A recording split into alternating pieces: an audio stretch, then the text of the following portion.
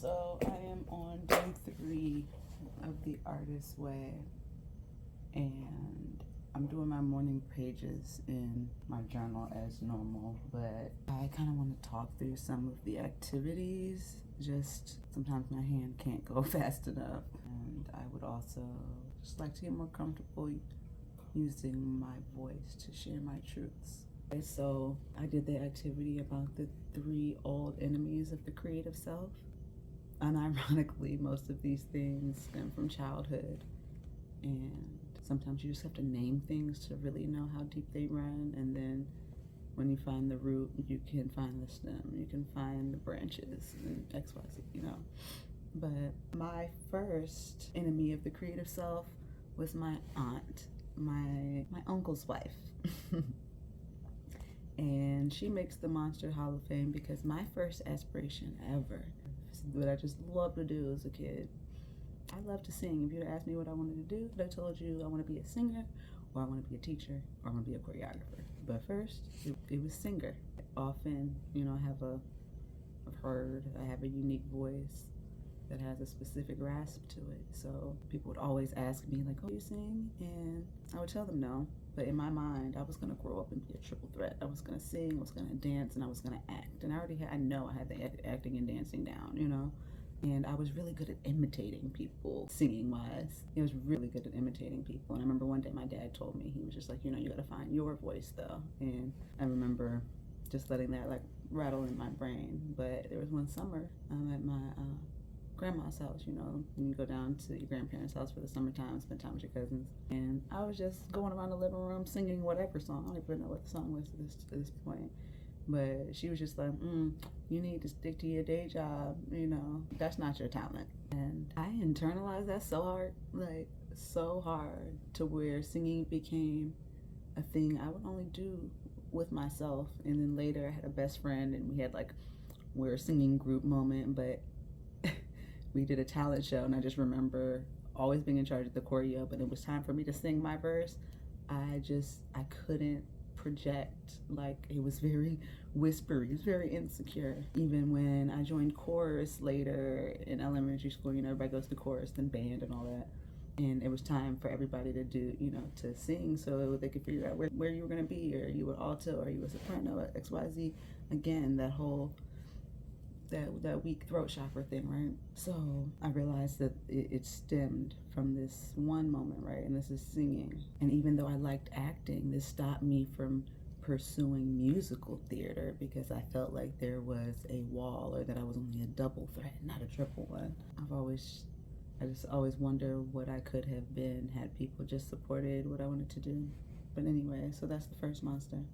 So fuck her, planting that seed. Second was actually my 2nd grade music teacher.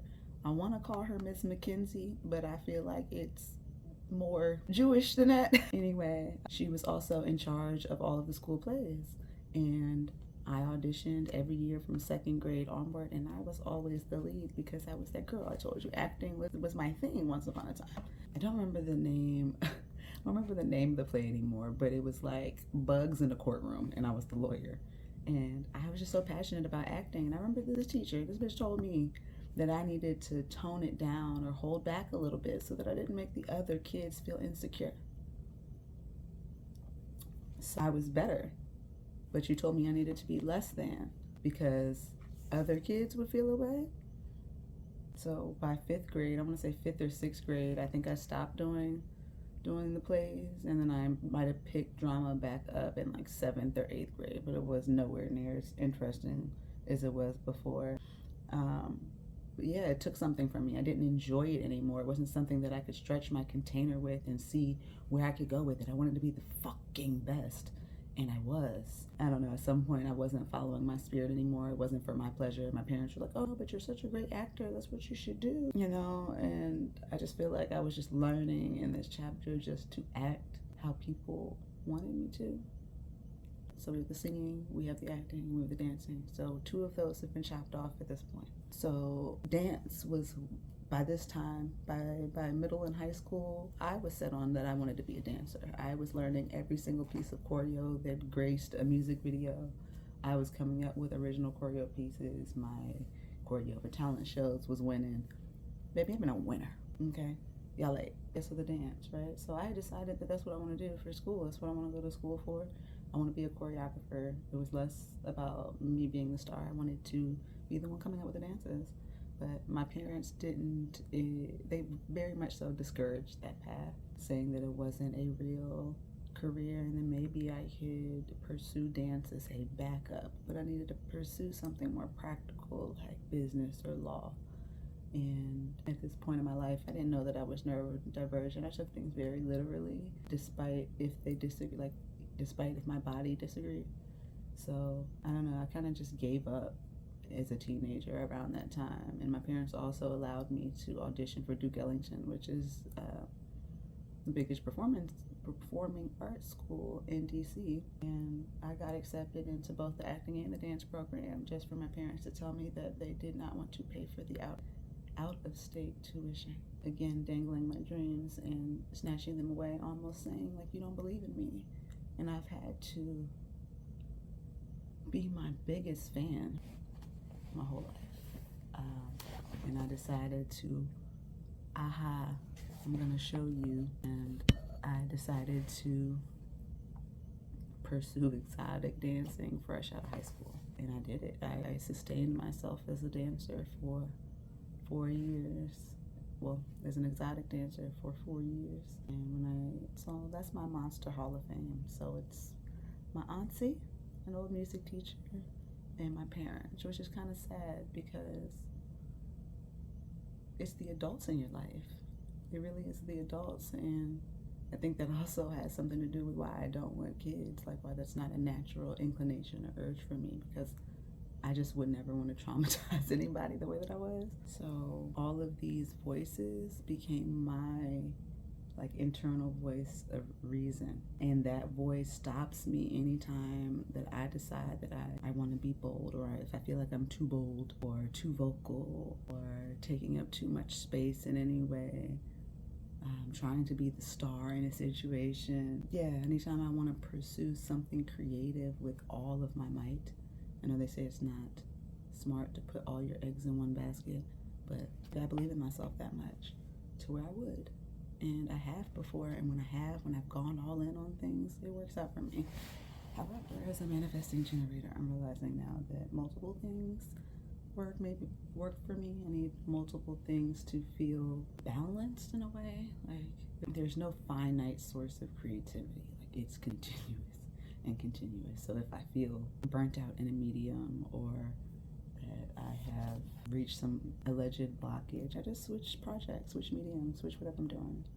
But anyways, so my relationship with dance, which I think this is why I'm kind of doing this whole artist way process in the first place, because I've become so far removed from it and I needed to figure out where it first stemmed. And it really is that original belief that, hey, this is not a real career path. You need a backup plan. So I've always backup planned my dancing. Like I had a health scare when I was exotic dancing, which made me feel like, oh, you should go to school and you got to figure out your backup plan just in case something took you out, which was reasonable. And I'm glad that I went on that journey. However, I don't like that it was provoked by fear.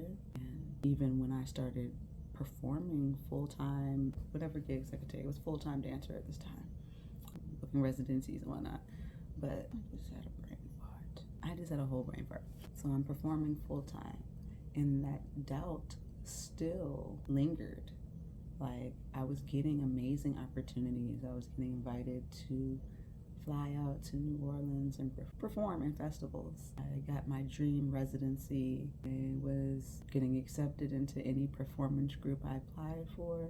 But there was this one performance in New Orleans, which was for the Rue Festival. And I remember on the eve of this, I went through a breakup. So at the Rue Fest, I'd already booked my Airbnb with my ex. So we had an explosive fight the day before I came down to New Orleans.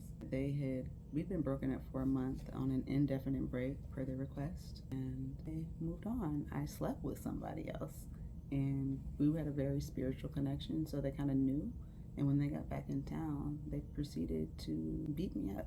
Like, I didn't fight back despite me probably having the physical strength and ability to whoop her ass. But I just didn't want that karma. I guess I just wanted it to be done. You aren't gonna have anything nasty to say about me. You're gonna have to remember what you did. You're gonna have to remember these actions.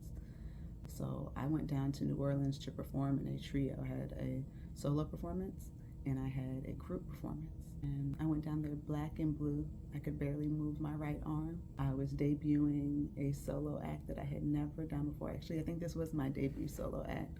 I had been performing a neo-burlesque trio. I had been a part of Chocolate City Burlesque and Cabaret doing group numbers. So I was really excited. My friend had made my outfit. She came down to support me. A couple of friends came down to support me. My ex was just so nasty to me that I just wasn't in the right mind state. They got in the heads of all of my friends. Everybody turned their back on me and like really abandoned me. And I'm not saying that I was 100% right in this situation, but everybody made me feel like I was a villain, and nobody knew what was going on. Nobody knew that this person had cheated on me, dumped me, and that me moving on was warranted. They got pinned as I was just this evil person because everybody knew the public figures that were my ex and I. You know, we were a unit. So I got on stage and I did our group number despite the tension between alleged friends. And honestly, that pierced those friendships and they never were the same after that. We remained cordial, but we never were that close again. It was just a very troubling time. And then my solo act, my music restarted 9 times. Like 9 times on stage. I kept repeating it. Finally, the audience was like, "Go ahead for the reveal." And I revealed it. It was a gorgeous reveal. My friend actually did a phenomenal job on that costume, and I've never seen that costume again from that day. She took it home. We kind of fell out because she told me I needed to get over my ex because she was a loser anyway. I couldn't deal with the lack of empathy for me. And this is coming from another Aquarius friend who I watched deal with the same fuck nigga that we the sisters kept telling her that it just wasn't for her. It was very unhealthy for her. And I just didn't feel like I was extended the same fucking grace. So it was just so much trauma compounded on top of this performance experience. Like my trio fell apart, my solo act fell apart, my relationship had fallen apart, my friendships had fallen apart. And I don't think I've done burlesque since. I genuinely don't think I have. And I spent the rest of my savings, for whatever reason, shooting a music video that never released for my ex down there with all my burlesque friends. It was just a tragic tale. Like, I'm always giving out my energy to others, and people mishandle me because I wasn't aware of my worth. So that NOLA experience, it was like a major breakup and ego death simultaneously, and that trauma just compounded, and I don't know where I lost myself completely in that. But dance and the part of me that enjoyed being witnessed by others completely died. I just didn't want to be seen anymore. I didn't, despite what I gave, people still chose to see what they wanted and believe what they wanted about me. A lot of the parts of myself that I really love and miss are buried underneath that baggage. So I miss her. So yeah, that is a seed planted that has blossomed into an overshadowing tree. And I stopped performing in exchange for being the teacher. I felt like that was a responsible evolution, right? Until I felt like at some point I was plateauing there because I wasn't the student anymore, and I just didn't feel right guiding anybody. Where could I guide somebody when I'm not growing anymore? Where am I going? Where can I take you? So I stopped teaching my individual classes, stopped teaching at other studios, despite me being the central dance program director at a studio. I was teaching multiple classes, hiring teachers. I was doing a lot, but I put myself in a help role. I started producing shows that I never performed at. In all of the 7 years that I produced shows with the Ho Hive, I never performed. I think I filled in once for a group act because somebody was late and it was the opening act. But that's it. The show was my baby. The show was what I was passionate about, or so I thought. And I would put so much energy into the concepts for the shows. I would give the performers' suggestions for their submissions because I had a vision for what I saw. But maybe these were things that I wanted to do. Maybe. Also, my friends are my muses, so I look at everybody in my life kind of like a paint color. Like I can draw on that at any time and find something amazing to do with any of my amazing, talented colleagues, peers, and friends. But it's hard to stay grounded and feel like my creations matter if they aren't helpful to somebody else. And this is a place I kind of always find myself at. It's hard for me to just solely focus on my art without thinking about how to include others, how it's going to benefit others, how others will receive it. And like, what about like what's true to me outside of that? And like, I don't create for validation necessarily, honestly, at all. I'm an Aquarius. Like, I create because there's something burning at me. These things have to come out. Like, I think that's all I got for today. I invited some friends to join me on this journey. I've sent them all the books, so we'll see. Either way, I'm in it. So, until next time.